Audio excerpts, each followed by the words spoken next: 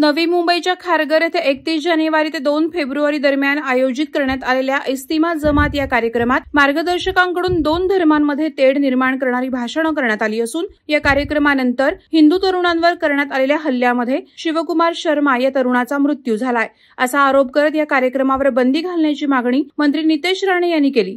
त्यानंतर लागलीच ते खारघरला रवाना झाले आणि त्यांनी मृत शिवकुमार शर्मांच्या घरी जात त्यांच्या कुटुंबाचं सांत्वन केलं। यावेळी त्यांनी आमचं सरकार हिंदुत्ववादी विचारांचं असून असे प्रकार खपवून घेणार नाही, सर्वच गोष्टी इथे सांगता येणार नाही, पण न्याय मिळवण्यासाठी जे काही करावं लागेल ते सर्व काही करणार असल्याची ग्वाही शर्मा कुटुंबियांना दिली। यावेळी शिवकुमार शर्माच्या घरात अतिशय सुन्न आणि शोकपूर्ण वातावरण होतं। शर्मा कुटुंबातील महिलांना नितेश राणेंसमोर आपली आपबीती सांगताना अश्रू आवरले नाहीत। दरम्यान ही घटना घडून 48 तासांच्या वर होऊनही आरोपींना अद्याप अटक करण्यात आलेली नाही।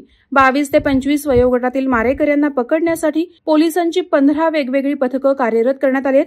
या सर्व प्रकरणात मुख्यमंत्री देवेंद्र फडणवीस यांनी तत्काळ संबंधितांवर गुन्हे दाखल करून उच्चस्तरीय चौकशी करावी, तसंच या संपूर्ण कार्यक्रमाचं आयोजन करणाऱ्या आयोजकांची उच्चस्तरीय चौकशी करून त्यांच्यावर गुन्हे दाखल करण्यात यावे अशी मागणी नितेश राणे यांनी मुख्यमंत्र्यांकडे केली आहे।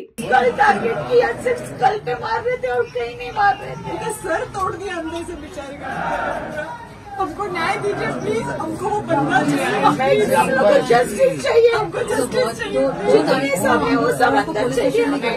इसको साढ़े कर दो, सुबह के 6:30 बजे तक मैं पुलिस स्टेशन में पंचनामा हो रहा था, मुझे फुटेज चाहिए, वो कब पहुंचा पुलिस स्टेशन। खूप निंदनीय गोष्ट आहे, कारण मला 11 वाजता गेला फोन आला पोलीस स्टेशनमधनं। मी फोनवरती बोललो, साहेब बोलले तुम्ही स्टेशनला या, कारण ना घटना घडलेली आहे आणि ये 4 बहनों के बाद अकेला एक हुआ था, वो भी शिरडी में मन्नत मांगने के बाद। हमारे मम्मी डैडी ने कभी हाथ नहीं उठाया उसके ऊपर और उन्होंने इतना बेदर्दी से खत्म किया। मेरे भाई इतना मानता है, इतने रुद्राक्ष डालता है, शेष भगवान का भक्त देखे मेरे घर सब भगवान ही भगवान है। मला तर त्या दिवशी एकच चूक झाली, त्याच्या गाडीवरती हनुमानाचा फोटो होता, गाडीजवळ तिकडे गणपतीचा फोटो होता, हातामध्ये रुद्राक्ष होतं, हातामध्ये टॅटू होता शिवचा आणि गळ्यामध्ये रुद्राक्ष माळा आणि तुळशी माळा होती आणि त्याच्या शर्टवरती इथे लिहिलं होतं श्रीराम।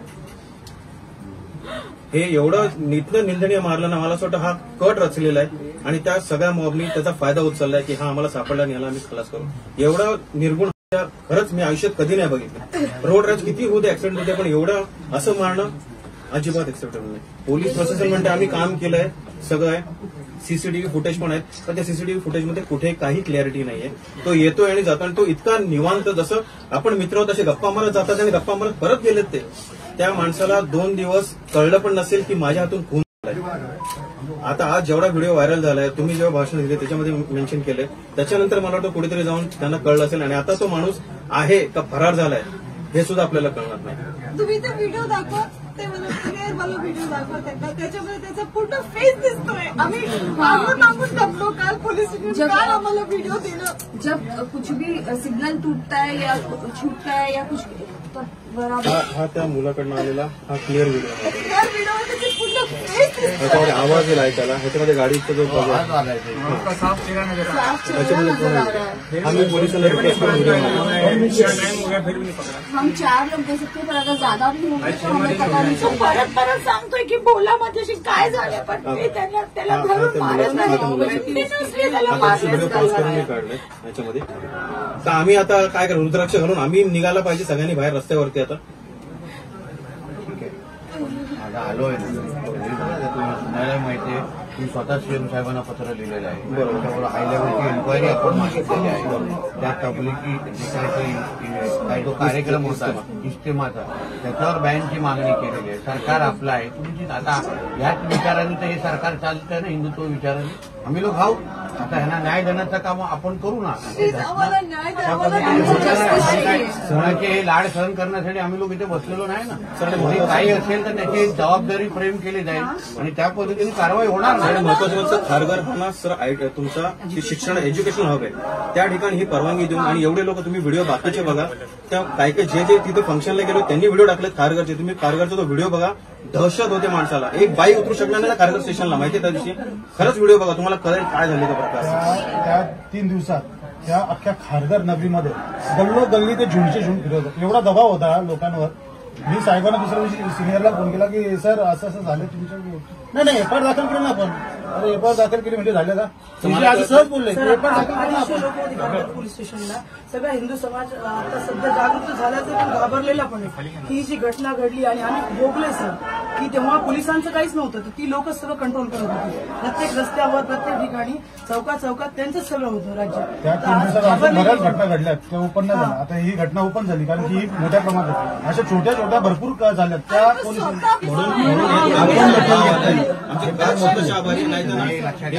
प्रत्येक जण आपलं आपलं कर्तव्य इथे करतोय. कोण काही इथे आभाराचा विषय नाही. आपण फक्त एवढं आहे की कृतीतून तुम्हाला जो समाधान द्यायचं आम्ही ऍक्शन मधून देऊ ना तुम्हाला. आम्हाला काय सगळ्याच गोष्टी ते सांगता येणार नाही. काय करायचं ते आम्ही करतो. जेव्हा हा सगळं रोड रॅश झाला त्याच्यानंतर त्याला पाडलं, एकाने धरलं, दुसऱ्याने मारलं हेल्मेटनी. त्याच्यानंतर तो निघत होता, त्याला परत पाडलं, त्याला परत मारलं. आणि त्याच्यानंतर एक मुलगा जो व्हिडिओ मला दाखवतोय त्या मुलाने जाऊन त्याला सांगितले हा व्हिडिओ ठेव, तुला व्हॉट्सअप करतो मी, हा पोलीस स्टेशनला दाखव आणि तू कंप्लेंट फाईल कर. तेव्हा तो तिथे गाडी घेऊन पोलीस स्टेशनला गेला. त्यांनी कंप्लेंट फाईल केली, त्याला सांगितलं हा व्हिडिओ आहे आणि याने मला मारलं. आणि बसल्या बसल्या तो अनकॉन्शियस होत गेला आणि त्यांनी खुर्ची सरकवली आणि खाली जमिनीवर झोपला. हे मला स्टेटमेंट पोलिसांनी दिलेलं आहे. आणि म्हणजे आम्ही 2 कॉन्स्टेबल घेऊन पोलीस बाजूला जो मेडिसिटी हॉस्पिटल आहे तिथे घेऊन गेलो आणि तो जायच्या अगोदर पायरीवरती कोलॅप्स झाला. मला हॉस्पिटलवाले पण बोलले पुढचं इन्व्हेस्टिगेशन त्यांनी तिथे जे काय करायचं होतं ते केलं, पण that time he was no. हे आम्हाला सगळं तिथून कळलं, पण आम्हाला सीसीटीव्ही आता विचार का 8:30ची घटना. आणि त्याच्यानंतर मी विचारलं की त्या दिवशी मुद्दाम पोलिसांना विचारलं की तो वेळ किती लागतो, कारण त्या दिवशी खूप ट्रॅफिक होती, किती वेळ. तर म्हणे नाही अर्धा तासात ते आले होते. जर का 9:15 पोलीस स्टेशनला आले होते, आम्हाला फोन 11 वाजता आला. 11 वाजता फोन आला, बरोबर. आणि जर का सिडकोनी परवानगी दिली होती ह्या कार्यक्रमासाठी तर त्यांच्याकडे काय 11 सांगितलं होतं आणि आपल्याकडे तेवढा पोलीस बंदोबस्त होता का? आता आपले महाराष्ट्रीय लोकांचे पण कार्यक्रम झालेले आहेत त्या ग्राउंडवरती, पण मॅनेजमेंट म्हणाल तर तिथे व्हॉलेंटियर्स असं सगळे असतात. त्या टायमाला ह्यांचे व्हॉलेंटियर्स कुठे होते आणि पोलीस प्रशासन कुठे होतं एवढ्या सगळ्या पॅच होते. त्या पॅचमध्ये 2 सीसीटीव्ही कॅमेरे होते. त्या सीसीटीव्ही कॅमेऱ्यामध्ये काही कव्हरेज धड दिसत नाही अजिबात. पोलीस प्रशासन सोडेल तर कुठेच दिसत नाही. आता तो माणूस येऊन खून करून मर्डर करून निघून जातो परत. तुम्हाला जाताना वाशीच्या टोल नाक्यावरती पण फुटेज दिसतंय, पण आपल्याकडे कॅमेरे क्लिअर नाहीये, आपल्याकडे हे नाहीये. एका ठिकाणी तर आम्ही जेवढे सीसीटीव्ही बघितले, एक पोलिसाची गाडी आहे, त्या पोलिसच्या गाडीला ओव्हरटेक करून जातो. अजून एक गोष्ट, पोलिसांच्या गाडीमध्ये का नाही डॅश कॅम पुढे, की आज ते जर असतं तर पोलिसच्या गाडीला ओव्हरटेक करून गेला ते दिसलं असतं नंबर प्लेट त्याच्यामध्ये. त्यांच्याकडे पण ते नाहीये. पुलिस पेट्रोलिंग बिल्कुल नहीं था, बिल्कुल नहीं था. जो इसका नंबर झुंडे बांधून फिरत होता तेव्हा जर पोलीस प्रशासन त्याच्यावर दबाव टाकला असता ना की तुम्ही फिरायचं नाही, गुन्हे दाखल केले ते 1-2 तर हा प्रकार झाला. आणि त्यांनी आधी मारला, त्यांनी 4-5 वेळा मारला, त्यांनी परत गेला आणि त्यांचा झुंड पाहिला त्यांनी आणि परत येऊन सुरुवात केली. त्यांची लोक सोडायला पोलीस गेले. मला सांगितलं हे 30%, 70% त्याला भरपूर आधी 3-4 वेळा मारून गेलाय तो. बघितलं तर आपलीच लोक आहेत तिथं, दुसरा कोणीच नाही आपला वाचवाय. व्हिडिओ पण शेक होतो कारण त्या मुलांनी घाबरून फोटो काढला, व्हिडिओ काढलाय. मला त्या मुलाचे खरंच धन्यवाद आहे की त्यांनी काढलं म्हणून आज कांड कळलंय काय झालंय. तो व्हिडिओ नसताना तसं तर ऍक्सिडेंट म्हणून नोंद झाली असती आणि आमच्या भावाला काही कळलं नसतं. आम्हाला पण कळलं परिवाराला काय झालं. एवढं पण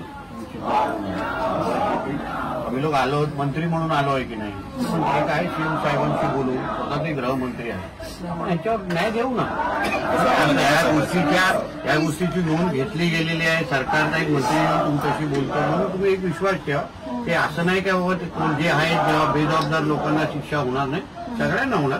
मी स्वतः सीएम साहेबांची विचार बोलून सगळ्या घटने तुम्ही जे बोलताय सगळी माहिती त्यांच्यावर पोहोचवतो. तुम्ही चिंता करू नका. अपेक्षित जो तुम्हाला न्याय पाहिजे तो मिळणार, असं कोणाला सोडणार नाही. वादळवारा लाईव्हसाठी न्यूज ब्युरो, नवी मुंबई. नवी मुंबई व रायगड जिल्ह्यातील ताज्या बातम्या आणि घडामोडींसाठी सबस्क्राईब करा वादळवारा लाईव्ह चॅनल आणि दाबा बेल आयकॉन.